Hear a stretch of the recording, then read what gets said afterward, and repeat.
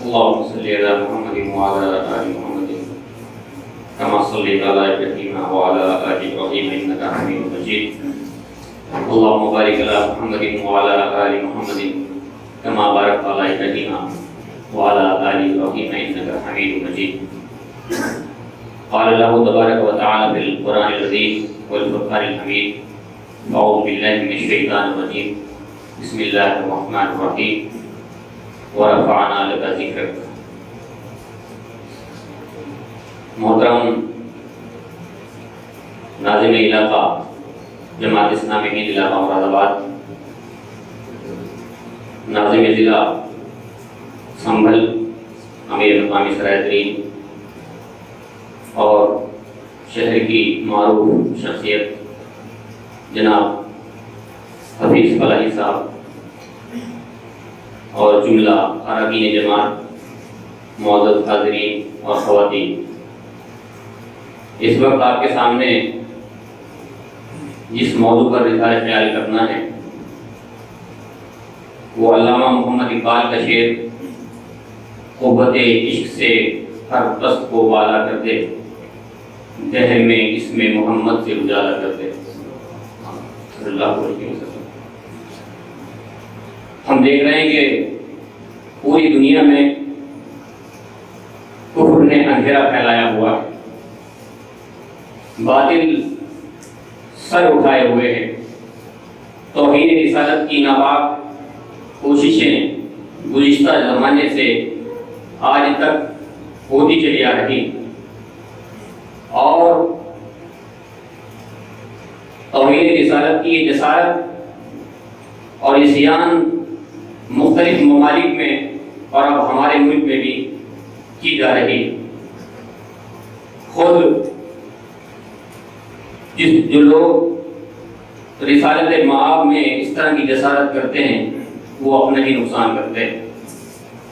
ہم جانتے ہیں کہ محبوب رب کائنات، مقصود کائنات، سرور کونین، ساقی کوثر، شافع محشر، خاتم النبیین حضرت محمد مصطفیٰ صلی اللہ تعالیٰ علیہ وسلم کی شان اور مراتب کے کیا کہنے. آپ کی ذات بابرکت خود اللہ رب العالمین نے جس ذات کو عزت بخشی ہو، کس کی مجال ہے کہ وہ آپ کی شان میں کمی کا باعث بنے یا آپ کے رتبے کو کم کر سکے. البتہ حاسدوں کے منہ میں خواب جو اللہ کے رسول کی شان میں گستاخیاں کرتے ہیں، ان کی دنیا خراب، ان کی آخرت برباد. کیونکہ یہ تو ایسے ہی ہے جیسے چاند پر تھوکنا. انسان اگر چاند پر تھوکے تو وہ تھوک چاند پر نہیں، اس کے منہ پر آتا ہے. راست بازوں کے سردار، عبادت گزاروں کے سرتاج، فخر موجودات، سرور دو عالم حضرت محمد مصطفیٰ صلی اللہ تعالیٰ علیہ وسلم تو وہ ہستی ہیں جنہیں انسانیت کی معراج پر فائز کیا گیا. آپ صلی اللہ علیہ وسلم کا وجود وجہ وجود کائنات ہے. یہ کائنات آپ کے وجود کی وجہ سے وجود میں آئی. آپ صلی اللہ علیہ وسلم کو خلوق عظیم کے خطاب سے نوازا گیا اور رحمت للعالمین کی خلعت آپ کو پہنائی گئی. رب ذوالجلال نے آپ کی اداؤں کو قرآن کریم کے اندر حصہ دیا اور آپ صلی اللہ علیہ وسلم کے ہر ادا کو قرآن کریم کے اندر سمیٹا گیا. آپ کا چہرہ آسمان کی طرف اٹھنا، آپ کا کلام، آپ کا شہر، آپ کا مدینہ، آپ کی فتوحات، آپ کے قیام اللیل، آپ کی معراج، آپ کے صحابہ، آپ کے اہل بیت، آپ کی ہجرت، آپ کا اخلاق، غرض کے پوری زندگی قرآن نے بیان کی. اور کہیں آپ کو آپ کی رضا کی خاطر اللہ رب العالمین نے یہ بتایا کہ میری رضا محمد کی رضا میں ہے. اگر آپ کہیں چادر لپیٹ لیتے ہیں تو قرآن آپ کو یا ایھا المدثر کہتا ہے اور کبھی یا ایھا المزمل کہتا ہے. تو خالق کائنات آپ کے مختلف انداز کو اور مختلف کیفیات کو بیان کرتا ہے. کبھی کفار نے آپ کو تانے دیے تو تو قرآن نے آپ کو ڈھارس بناتے ہوئے کہا اِنَّا أَعْطَيْنَاكَ الْكَوْثَرَ، اور یہ خوشخبری سنائی۔ کہیں آپ کو شاہد کہا گیا تو کہیں آپ کو مبشر کہا گیا، کہیں آپ کو نذیر کہہ کر پکارا گیا، سراج منیر اور رؤوف الرحیم جیسے القاب سے آپ کو نوازا گیا۔ اللہ کو تو یہ بات بھی پسند نہیں ہے کہ محبوب کائنات کے سامنے کوئی ذرا سی آواز بلند کر کے دربار رسالت میں اپنی آواز کو بلند کر سکے۔ انہیں روز محشر شفاعت کرنے والا بنایا گیا، ساقی کوثر اور مقام محمود سے نوازا گیا۔ اسی لیے کسی نے کہا قرآن کے پاروں میں تیرے نام کا چرچا ہے، چاند ستاروں میں تیرے نام کا چرچا، گلشن کے ہر رنگ میں گل میں تیری خوشبو، رنگین بہاروں میں تیرے نام کا چرچا، موجوں کی روانی میں تلاطم میں بحر میں، خاموش کناروں میں تیرے نام کا چرچا، علماء میں ملائک میں فردوس بری میں، جنت کے نظاروں میں تیرے نام کا چرچا۔ کہتا ہے قمر پھر وہ کبھی انگلی اٹھائے، انگلی کے اشاروں میں تیرے نام کا چرچا۔ مسجد ہو کے محراب، منبر کے مصلی، ہم کو ملا چاروں میں تیرے نام کا چرچا۔ یہ ہے ہمارے رسول کائنات۔ ہر سمت جہاں بھی ہم نظر ڈالتے ہیں نبی اکرم صلی اللہ تعالیٰ علیہ وسلم کے ترانے ہم کو نظر آتے ہیں۔ دنیا کے کونے کونے میں اور خطۂ ارض کے گوشے گوشے میں، بحر و بر میں، صحراؤں میں، جہاں جہاں اذان کی صدائیں گونجتی ہیں، اللہ اکبر کے ساتھ ساتھ محمد الرسول اللہ کی صدائیں گونجتی ہیں، اور اس روح افزا جھونکوں میں اللہ تعالیٰ کا نام مبارک کے ساتھ ساتھ نبی اکرم صلی اللہ تعالیٰ علیہ وسلم کا نام مبارک بھی شامل ہوتا ہے۔ جب فضا میں یہ نام بلند ہوتا ہے تو پھر قرآن کی وہ آیت یاد آتی ہے، وَرَفَعْنَا لَكَ ذِكْرَكَ، ہم نے آپ کو کے ذکر کو اس پوری کائنات میں بلند کر دیا ہے۔ اسی لیے علامہ اقبال نے کہا قوت عشق سے ہر پست کو بالا کر دے، دہر میں اس میں محمد سے اجالا کر دے۔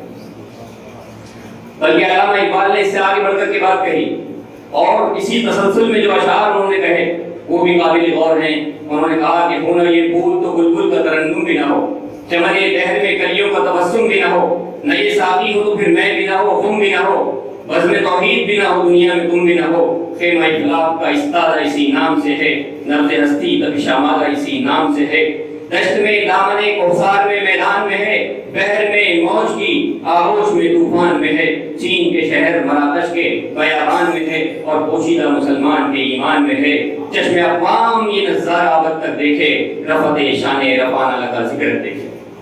علامہ اقبال نے جو شان رسول اکرم صلی اللہ علیہ وسلم کی بیان کی ہے، آپ جانتے ہیں، اس سے اندازہ کیا جا سکتا ہے کہ علامہ اقبال کی نگاہ میں شان رسالت کا کیا مقام ہے۔ انسانیت پر قدرت کا اس سے بڑا احسان اور کیا ہو سکتا ہے کہ ان کو حضرت محمد صلی اللہ تعالیٰ علیہ وسلم جیسی ہستی اور پاکیزہ ہستی عطا کی گئی، جو رحمت اور شفقت، محبت اور الفت، جود و صفا، امن و وفا کے پیکر ہیں، جن کے دم سے کائنات کو ثبات حاصل ہے، جو غریبوں اور بے کسوں کے ماں باپ اور ملجا ہیں، اور بے سہاروں کے لیے سہارا ہیں، بھٹکے منہ کو راہ دکھانے والے ہیں، اور غموں کو غمزدوں کی دلجوئی کرنے والے ہیں، مہمان نوازی میں در یتیم ہیں، اور وہ یتیموں کے سرپرست اور شفقت والے ہیں، اور جب بار رسالت آپ کے سپرد کیا جاتا ہے اور وحی کا آغاز ہوتا ہے اور وحی شروع ہوتی ہے تو آپ صلی اللہ علیہ وسلم غار حرا سے اس انداز میں گھبرائے ہوئے گھر تشریف لاتے ہیں کہ سیدہ خدیجہ سلام اللہ علیہا سے فرماتے ہیں انی قد خشیت علی نفسی، اے خدیجہ مجھے اس بات کا ڈر ہے کہ میں ہلاک نہ ہو جاؤں۔ یہ سن کر سیدہ خدیجہ سلام اللہ علیہ فرماتی ہیں کلا، ہرگز نہیں، واللہ لا یخزیک اللہ، اللہ آپ کو ہرگز بھی خالی ہاتھ نہیں کرے گا، انکا لتصل الرحیم، اس لیے کہ آپ تو رشتوں کا بڑا پاس و لحاظ رکھتے ہیں، وتصدق الحدیث، آپ تو سچ بولتے ہیں، اور فرمایا وتحمل الکل وتقر الضیف وتقسم المعلوم وتعین علی نوائب الحق، آپ تو وہ ہیں کہ گفتار میں سچائی کا دامن کبھی ہاتھ سے نہیں چھوڑتے، بے کسوں کا بوجھ اپنے سر لے لیتے ہیں، مہمان نواز ہیں، مفلسوں کے لیے آپ کماتے ہیں اور ان پر خرچ کرتے ہیں، اور مشکل حالات میں کبھی حق کا ساتھ دینے سے نہیں ہٹتے۔ یہ وہ پیغمبر برات ہیں جن کے کمالات اور محاسن کی دنیا قائل، جن کے بارے میں یہ بات پوری تاریخ کے اندر موجود ہے کہ روئے زمین پر ان جیسا اعلیٰ اخلاق کا انسان وجود میں نہیں آیا۔ بردبار، شیریں سخن، نازک بدن گل بدن اپنی ذات میں ایک انجمن، ایسا انسان اس دنیا میں وجود میں نہیں آیا۔ صاحب العفت والحیا، صاحب جود و صفا، صاحب رداء السودا، محمد مصطفیٰ احمد مجتبیٰ، کوئی ماں ایسی نہ تھی جو اس جیسا انسان اس دنیا میں جن سکتی تھی۔ کسی ماں نے اور کسی انسان نے آپ جیسا کوئی انسان نہیں دیکھا۔ اس لیے علامہ اقبال نے کہا وہ دانائے سبل مولائے کل ختم رسول جس نے غبارے راہ کو بخشا فروغ وادی سینا، نگاہ عشق و مستی میں وہی اول وہی آخر وہی قرآن وہی فرقان وہی یاسین وہی طا۔ آپ کی حیات طیبہ کا کون سا گوشہ ایسا ہے جو انسانیت کے لیے مشعل راہ نہیں ہے؟ اللہ کے عالم نے آپ کی ایک ایک ادا کو امت کے لیے قابل تقلید بنایا، آپ کی اطاعت کو اپنی اطاعت کا درجہ دیا۔ آپ کے فیضان نظر ایسا فیضان نظر تھا کہ جس سے رومی، فارسی، حبشی، غفاری سے لے کر کے بادیہ نشینان عرب، شاہان عرب اور عجم تک حلقہ بروج اسلام ہو گئے۔ ایسی مقدس اور پاکیزہ ہستی کے لیے اوصاف اپنے پاکیزہ ہستی کے اوصاف اپنانے کا حکم ہم کو قرآن کریم میں دیا گیا۔ یہ بات ہم سے فرمائی گئی کہ یہ وہ ہستی ہے جس کی اتباع تم کو کرنی ہے۔ اللہ رب العالمین نے آپ علیہ السلام کی اطاعت اور فرمانبرداری کو اپنی اطاعت قرار دیا اور اپنی نافرمانی کو، رسول کی نافرمانی کو اپنی نافرمانی قرار دیا۔ یہ امت جب تک رسول اکرم صلی اللہ علیہ وسلم کی کامل اتباع نہیں کر لیتی، آپ کے طریقے پر عمل پیرا نہیں ہو لیتی، اس وقت تک کامیابی کے منازل طے نہیں کر سکتے۔ آپ کا دائرہ نبوت قیامت تک آنے والے تمام جن و انسان کے علاوہ تمام مخلوقات تک پھیلا ہوا ہے۔ آپ علیہ السلام نے امت کو ایک منہج اور ایک راستہ اور ایک زندگی گزارنے کا ایک نصاب دیا، جس پر آپ کے اصحاب علیہم رضوان اللہ علیہم اجمعین نے عمل پیدا ہو کر کے اتباع رسول کا حق ادا کر دیا، اور آپ کے بعد اسلام کی روشنی چار گانے عالم میں پھیل گئی، اور اسلام کے پیغام کو لے کر کے وہ عرب کی سرزمین سے اٹھے اور تمام گھر بار چھوڑ دیا اور پوری دنیا کے لیے نکل گئے، اور ایسی بہترین مثالیں زندگی میں قائم کی عشق رسول کی کہ آج تک ہمیں وہ مثالیں سننے کو نہیں ملتی، اور آج بھی عشق کے ایسے متوالے دنیا میں موجود ہیں جن کو دیدار رسول نصیب ہوتا ہے۔ آپ کے سامنے انشاءاللہ چند مثالیں عشق رسول کی اس طرح سے پیش کی جائیں گی تاکہ ہمیں یہ اندازہ ہو جائے کہ اللہ کے رسول سے عشق کس طرح سے لوگوں نے کیا ہے۔ حضرت انس رضی اللہ تعالیٰ عنہ ارشاد فرماتے ہیں، آپ نے فرمایا تین چیزیں ایسی ہیں کہ جس میں ہو اس نے ایمان کی مٹھاس پا لی۔ تین چیزیں ایسی ہیں کہ جس کے اندر اگر وہ ہو تو اس نے ایمان کی مٹھاس پا لی۔ ایک وہ شخص کہ جس کو اللہ اور اس کا رسول سب سے زیادہ محبوب ہو، دوسرے یہ کہ جس سے محبت کرے اللہ کے لیے محبت کرے، اور تیسرا وہ شخص کہ جسے اللہ نے کفر سے بچا لیا ہو اور پھر وہ اس کی طرف لوٹنے کو اس طرح ناپسند کرے جس طرح وہ آگ میں ڈالے جانے کو ناپسند کرتا ہے۔ یہ تین چیزیں ایسی ہیں کہ جس کے اندر یہ موجود ہو ایمان کی مٹھاس کو پا لیتا ہے۔ پہلی چیز اللہ اور اس کے رسول سے محبت، دوسری چیز بندوں میں سے کسی سے محبت کرے تو اللہ کی خاطر محبت کرے، اور تیسری چیز کہ کفر سے پلٹ کر کے اسلام میں آیا اور اسلام سے پلٹ کر کے کفر میں جانے کو ایسا سمجھے جیسے آگ میں ڈال دیا جائے گا۔ یہ تین چیزیں اگر کسی انسان میں ہیں تو گویا کہ وہ ایمان کی حلاوت سے سرشار ہے۔ نبی کریم صلی اللہ علیہ وسلم نے مزید اس سلسلے میں ارشاد فرماتے ہوئے کہا، تم میں سے کوئی اس وقت تک مومن نہیں ہو سکتا جب تک کہ میں اسے اس کے والدین، اس کی اولاد اور تمام لوگوں سے زیادہ عزیز نہ ہو جاؤ۔ بلا جواب آپ کی ذات ہی سب سے بڑھ کر محبت کرنے کے لائق ہے۔ گویا حب رسول صلی اللہ تعالی علیہ وسلم کے بغیر حلاوت ایمانی کا پانا ناممکن ہے۔ اسی طرح خالی کھوکھلی دعووں سے سچا عاشق رسول نہیں بنا جا سکتا۔ آج کل دعوے تو بہت کیے جاتے ہیں عشق رسول کے، لیکن حقیقت یہ ہے کہ عمل سے خالی ہے ہماری زندگی۔ اس لیے حقیقی عاشق رسول تو وہی ہے جو آپ کے لائے ہوئے پیغام پر عمل پیرا ہو، آپ کی سنتوں کا اتباع کرے، آپ کے پیغام کو آگے بڑھائے، آپ کے ہر عمل کو عزیز جان سمجھے، حدیث نبوی ہے، جس نے میری سنت سے محبت کی اس نے مجھ سے محبت کی، اور جس نے مجھ سے محبت کی وہ میرے ساتھ جنت میں ہوگا۔ آپ کو معلوم ہے عشق رسول کی مثالیں صحابہ کرام کی زندگیوں میں بھری پڑی۔ نبی اکرم صلی اللہ علیہ وسلم کا دربار سجا ہوا ہے، حضور اکرم صلی اللہ علیہ وسلم اپنے صحابہ کے درمیان تشریف رکھتے ہیں۔ ایک دیہاتی حاضر ہوا اور اس نے کہا، یا رسول اللہ قیامت کب آئی؟ آپ نے ارشاد فرمایا، تم نے قیامت کے لیے کیا تیار کر رکھا ہے؟ اس نے عرض کیا، میں نے نماز روزے صدقے کا سامان تو نہیں کیا، مگر میں اللہ اور اس کے رسول سے محبت رکھتا ہوں۔ اس پر رسول اللہ صلی اللہ علیہ وسلم نے ارشاد فرمایا، قیامت والے دن وہ آدمی جو جس سے محبت رکھتا ہے اسی کے ساتھ ہوگا۔ اس پر مجھے مولانا ظفر علی خان کا وہ شعر یاد آتا ہے، انہوں نے کہا، نماز اچھی، حج اچھا، زکوٰۃ اچھی، روزہ اچھا، مگر میں باوجود اس کے مسلمان ہو نہیں سکتا۔ نماز اچھی، حج اچھا، روزہ اچھا، زکوٰۃ اچھی، مگر میں باوجود اس کے مسلمان ہو نہیں سکتا۔ نہ جب تک کٹ مروں میں خواجہ بدھا کی حرمت پر، خدا شاہد ہے کامل میرا ایمان ہو نہیں سکتا۔ صلح حدیبیہ کے موقع پر جب ایک صحابی کو مکہ بھیجا گیا اور ان کو وہیں پر روک لیا گیا، اس موقع پر ایک صحابی نے بعد میں ایمان لے کر کے آئے، عروہ ابن مسعود، اہل مکہ کی طرف سے وفد کے طور پر ان کو بھیجا گیا کہ جاؤ محمد سے بات کر کے آؤ۔ وہ وہاں سے پلٹ کر کے کفار کے درمیان میں پہنچے اور انہوں نے پورا طرز عمل اور پورا نقشہ اور پوری فعل ان کے سامنے چلائی جا کر کے، اور انہوں نے وہ انداز بتایا کہ صحابہ اکرام وہ محمد کے جیالے محمد سے کس قدر عشق رکھتے ہیں۔ انہوں نے جا کر کے کہا، اے اہل مکہ، حضرت محمد کا خون بہانا کیسے ممکن ہے جبکہ ان کے صحابہ ان کے وضو کے بچے پانی تک زمین پر گرنے نہیں دیتے؟ وہ اس پانی کے حصول کے لیے یوں گرتے ہیں جیسے ہم لڑ پڑیں۔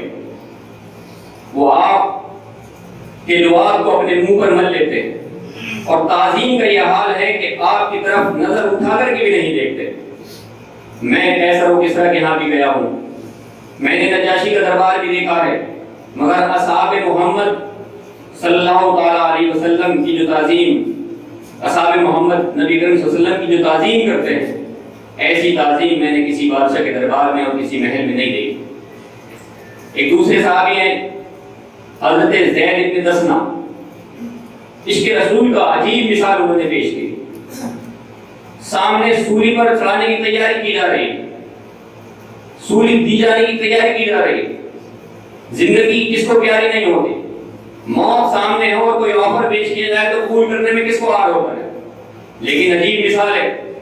ابو سفیان نے کہا کہ زید، کیا ہی نظارہ ہوتا کہ اگر تمہاری جگہ تمہارا آقا محمد اس جگہ موجود ہوتا تو تم بچ جاتے اور تمہارے اہل و عیال خوش ہوتے۔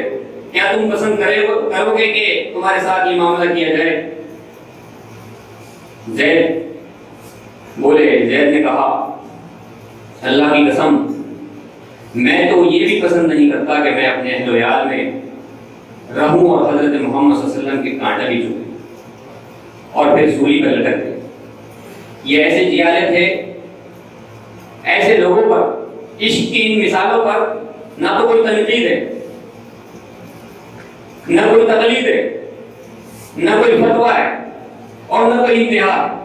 عشق کی ایسی مثالیں ہیں کہ ان پر کوئی قانون لاگو نہیں ہوتا، اور عشق رسول سے بہتر مثالیں اس دنیا میں ہمیں نہیں ملتی۔ جنگ احد کے دن حضرت ابو دجانہ آپ کے سامنے ڈھال بن کر کھڑے ہو گئے، پشت کو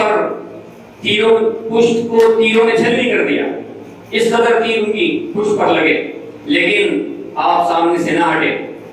حضرت ابو طلحہ آپ کی طرف پھینکے جانے والے تیروں کو اپنے ہاتھوں سے روکتے رہے، جس سے ہاتھ بالکل شل ہو گئے۔ عشق رسول کی مثال، ایک مثال ہے خاتون کی عشق رسول کے سلسلے میں دی جاتی ہے۔ نبی اکرم صلی اللہ علیہ وسلم کی خبر، شہادت کی خبر پہنچی۔ ایک خاتون، انصاری خاتون پردے میں مدینہ منورہ سے باہر تشریف لائیں، دوڑتی جا رہی ہیں میدان کی طرف۔ راستے میں والد، بیٹے، خاوند اور بھائی کی شہادت کی اطلاع ملی، لیکن وہ پھر بھی آگے بڑھتی رہیں اور ہر بار یہی کہتی رہیں کہ مجھے یہ بتاؤ کہ اللہ کے رسول کیسے۔ جب تک آپ تک نہ پہنچی یہی کرتی رہیں، اور جب آپ کو دیکھ لیا تو آپ نے فرمایا میرے ماں باپ آپ پر قربان ہوں، جب آپ سلامت ہیں تو آپ مجھے اپنے باپ، بیٹے اور خاوند کے شہید ہونے کا کوئی غم نہیں۔ یہ ایسی مثالیں، یہ عشق کی مثالیں۔ جنگ بدر کے دن رسول اللہ صلی اللہ علیہ وسلم صحابہ اکرام کی صفیں چیتی کر رہے ہیں، اور مشہور واقعہ ہے، دربار رسالت لگا ہوا ہے۔ آپ نے پوچھا کہ مجھ سے کسی کو اگر کوئی تکلیف پہنچی ہو تو مجھ سے بدلہ لے سکتا ہے۔ ایک صحابی کھڑے ہوئے کہ اللہ کے رسول، جنگ بدر میں جس دن آپ صفیں سیدھی کر رہے تھے آپ نے مجھے تیر مارا تھا، تیر سے مجھے سیدھا کیا تھا، مجھے بڑی تکلیف ہوئی تھی، میں چاہتا ہوں کہ میں بدلہ لوں۔ یہ دربار رسالت ہے، یہاں پر ایجنسیاں اس آدمی کو پکڑنے نہیں آ رہی کہ یہ کیسی گستاخی کر رہا ہے نبی کی شان میں، اس کو پکڑ کر کے لے جاؤ۔ یہ دربار رسالت ہے، دربار رسالت میں ہر آدمی کو اپنی بات کہنے کا حق ہے، اور ایسا مزاج رسول اللہ صلی اللہ علیہ وسلم نے پیش کیا۔ اس صحابی کے سامنے کہا کہ تم اپنا بدلہ لے سکتے ہو۔ صحابی نے کہا کہ ضرور میں بدلہ لوں گا، اور انہوں نے اپنے ہاتھ میں ایک تیر لیا اور رسول سے فرمایا کہ اللہ کے رسول اس سے کام نہیں چلے گا، اس دن میری کمر پر کپڑا بھی نہیں تھا، آپ کو اپنا کپڑا بھی اتارنا ہوگا۔ صحابہ کرام منظر دیکھ رہے ہیں، کسی کی اف مجال نہیں، کوئی اف بھی کرے کہ یہ کیا کہہ رہا ہے، لیکن اللہ کے رسول صلی اللہ علیہ وسلم نے موقع فراہم کیا تھا، اور آپ صلی اللہ علیہ وسلم نے وہی کیا، اپنا کرتا اپنی کمر سے ہٹا دیا۔ وہ صحابی والہانہ انداز میں اللہ کے رسول کی کمر سے لگ گئے اور انہوں نے مہر نبوت کو چوم لیا۔ انہوں نے کہا بس میرا یہی ارادہ تھا کہ میں آپ کی مہر نبوت سے مست ہو جاؤں۔ یہ عشق کی مثال ہے، یہ دربار رسالت ہے۔ دربار رسالت نے دنیا کو یہ پیغام دیا کہ گڈ گورننس کیسے ہوتی ہے، کیسے لوگوں کے دل جیتے جاتے ہیں، کیسے لوگوں کے دلوں پر حکومت کی جاتی ہے، کیسے لوگوں کے اخلاق بدلے جاتے ہیں، کیسے باغیہ نشینوں کو اور بدوؤں کو اس دنیا کا راجہ بنا دیا جاتا ہے، شہنشاہ بنا دیا جاتا ہے، مالک بنا دیا جاتا ہے، جو لوگوں کے دلوں پر حکومت کرتے ہیں۔ وہ تربیت کا انداز اسی گھرانے سے ہو کر کے گزرتا ہے، اسی کے حوالے سے ہو کر کے گزرتا ہے۔ ایسی مثالیں ہمیں اپنے تاریخ کے لٹریچر میں بہت ملتی ہیں۔ وہ سیدنا بلال حبشی کی پامردی اور استدلال ہی تھا جو صحرا کی تپتی ہوئی ریت پر ننگی پیٹھ اور سینے پر پتھر رکھے ہوئے زبان مجسم سے اشہد ان محمد رسول اللہ کی گردان جاری رکھے ہوئے۔ وہ حضرت خباب رضی اللہ تعالیٰ عنہ کا شباب ہی تھا، شباب وفا ہی تھا کہ جس نے سلگتے ہوئے انگاروں پر محمد رسول اللہ صلی اللہ علیہ وسلم کا ورد جاری رکھا۔ وہ سیدہ سمیہ تھیں کہ جنہوں نے عشق نبی کی شان میں اور اللہ کے رسول سے عشق کرتے ہوئے اپنے جسم کے 2 ٹکڑے کرا لیے۔ وہ سیدہ زنیرہ تھیں کہ جن کی وفاداری تھی کہ غلامی رسول کی صدا میں انہوں نے اپنی آنکھیں قربان کر دی۔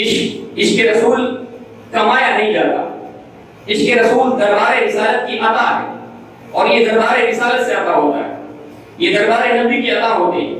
اس کو اور یہ اس کو عطا ہوتا ہے کہ جس کے اندر خدمت کا جذبہ ہوتا ہے، جس کے اندر ادب ہوتا ہے، اور جو خدمت کی انتہا کو پہنچتا ہے۔ اس لیے کہ ادب پہلا قرینہ ہے محبت کے قرینوں میں۔ یہ محبت اسی کو ادا ہوتی ہے جو ادب جانتا ہے۔ اس سلسلے میں بھی 2-4 مثالیں میں آپ کے سامنے اور عرض کروں گا۔ عشق رسول کی اداؤں پر نہ تو کوئی تنقید ہے، نہ کوئی تقلید ہے، نہ کوئی فتویٰ ہے، اور نہ اس کی کوئی انتہا۔ آپ جانتے ہیں کہ آج تک کسی نے بھی کوئی ایسی کتاب فقہ کی تصنیف نہیں کی جس میں یہ قاعدہ لکھا ہو کہ اللہ کے رسول سے عشق کی یہ انتہا ہے۔ ایسی کوئی فقہ کی کتاب دنیا میں موجود نہیں، اور کس طرح سے اظہار کرنا ہے اس کی بھی کوئی کتاب دنیا میں موجود نہیں۔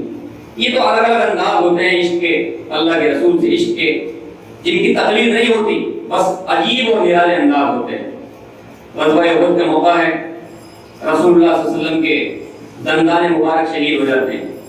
ایک انسان جس نے رسول کو نہیں دیکھا اور مکے مدینے سے کافی دور ہے، یمن کی وادیوں میں اپنی والدہ کی خدمت کر رہا ہے، اس نے سن کر کے تمام دانت اپنے شہید کر لیے، اس کی کوئی تکلیف نہیں، اس پر کوئی تنقید نہیں۔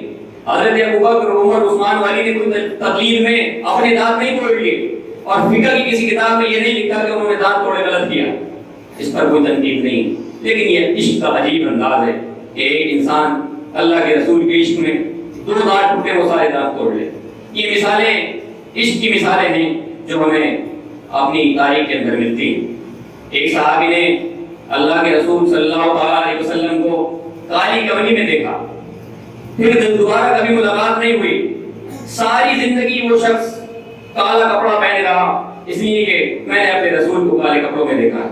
اس پر کوئی تنقید نہیں ہے، اس پر کوئی فقہ کی کتاب نہیں، کوئی فتویٰ نہیں، کسی مفتی کو یہ اجازت نہیں ہے کہ وہ ان سے یہ پوچھے کہ تم نے دوسرا کپڑا کیوں نہیں پہنا، اس لیے کہ یہ بھی ایک عشق کا عجیب انداز اور نرالا انداز ہے۔ ایک صحابی ہیں جنہوں نے گرمی کے زمانے میں رسول کو دیکھا، آپ کے تخمے کھلے ہوئے، انہوں نے ساری زندگی ملاقات نہیں ہوئی، اپنے تخمے ساری زندگی کھولے رکھے، برسات ہوئی تب بھی، گرمی پڑی تب بھی، سردی پڑی تب بھی، کبھی اپنے گریبان کو انہوں نے بند نہیں کیا، اس لیے کہ انہوں نے رسول کو اسی انداز میں دیکھا اور اسی انداز کو اپنا لیا۔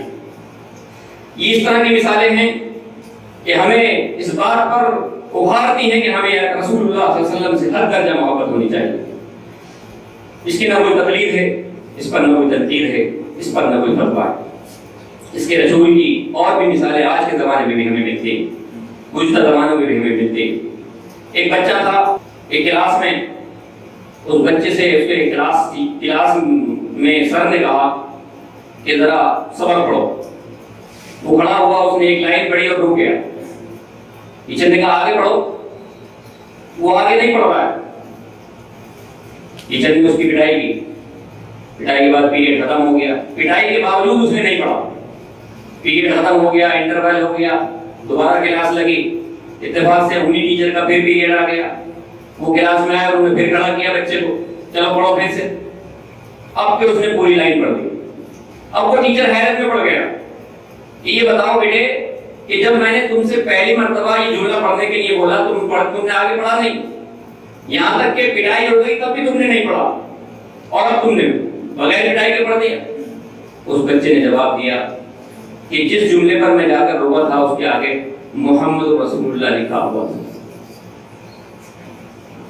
میری ماں نے میری یہ تربیت کی ہے کہ جب بھی رسول کا نام آئے بغیر وضو پڑھنا نہیں۔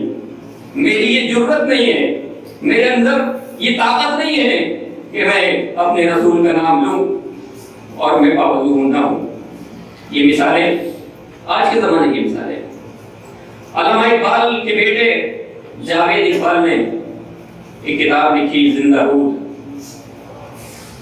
سوانح حیات پر علامہ اقبال کی۔ اس میں ایک واقعہ نقل کرتے ہیں جاوید اقبال اپنے بیٹے کو ایک واقعہ سناتے ہیں، کہتے ہیں کہ کشمیر سے ایک سید زادہ مجھ سے ملاقات کرنے آیا، اور آنے کے بعد مجھے دیکھا اور دیکھ کر کے رونے لگا، زار قطار رونے لگا۔ میں نے سمجھا شاید یہ کچھ ضرورت مند ہے، کچھ پیسوں کی درخواست کرنے آیا ہے۔ میں نے پیسے دینے چاہے، اس نے منع کر دیا۔ میں نے وجہ پوچھی کیوں رو رہے ہو؟ اس نے کہا کہ میرا خواب سچا ہو گیا۔ انہوں نے پوچھا کہ تم نے خواب میں کیا دیکھا؟ انہوں نے کہا کہ میں نے خواب میں دیکھا کہ صفیں لگی ہوئی ہیں، بہت سے علماء، بزرگ، سلاطین سب صفوں میں کھڑے ہوئے، بڑی بڑی ہستیاں کھڑی ہوئی۔ نبی اکرم صلی اللہ علیہ وسلم امامت کے لیے آگے بڑھے، لیکن آپ نماز نہیں پڑھا رہے اور بار بار پیچھے کو مڑ کے دیکھ رہے اور آواز لگا رہے ہیں کہ کیا اقبال آ گیا؟ اس کے بعد ایک شخص آتا ہے اور اس کو اپنی دائیں جانب کھڑا کرتے ہیں اور پھر نماز ہوتی ہے اور میری آنکھ کھل جاتی ہے۔ میں نے لاہور میں پوچھا علماء اکرام سے، تو انہوں نے بتایا کہ لاہور میں اقبال رہتا ہے، شاعر ہے، جا کے اس سے مل لو، شاید وہی ہو۔ میں وہاں سے چل کے کشمیر سے چل کے یہاں آیا ہوں، اور میں نے جیسے ہی آپ کو دیکھا میں نے وہ شکل پہچان لی۔ آپ کو اندازہ ہوتا ہے ہمیں اس بات سے کہ علامہ اقبال نے اپنی زندگی میں شان رسالت کے بچاؤ کے لیے جس انداز سے کلام کیا ہے، یہ اس کا ثمرہ ہے کہ دوسرے لوگ علامہ اقبال کو رسول کے ساتھ دیکھتے ہیں۔ یہ عشق رسول کی مثال ہے، یہ والہانہ مثالیں ہیں عشق رسول کی۔ ہمارا حال یہ ہے کہ ہمیں کبھی خواب بھی نظر نہیں آتا، اس لیے کہ ہم اللہ کے رسول سے وہ عشق کرتے ہی نہیں، ہمارے اندر وہ طلب ہی نہیں ہے، وہ جذبات ہی نہیں ہے کہ ہم اللہ کے رسول صلی اللہ علیہ وسلم سے اس طرح کا عشق کریں۔